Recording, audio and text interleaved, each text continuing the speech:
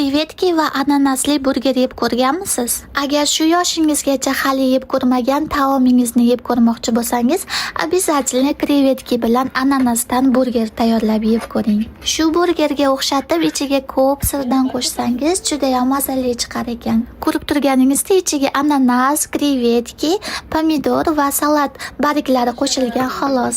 27 yoshga to'lib hali hech ananas qo'shilgan burger yeb ko'rmagan ekanman.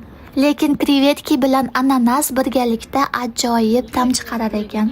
Shu eshakday burgerni 10,000 wonga oldik. O'zbek so'mida shuncha bo'ladi.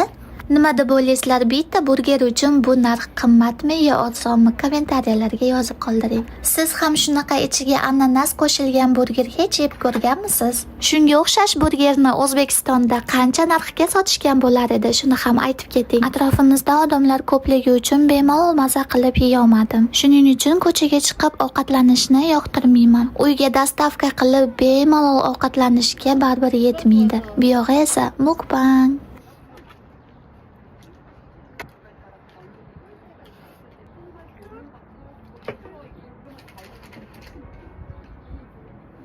이제 시작했어.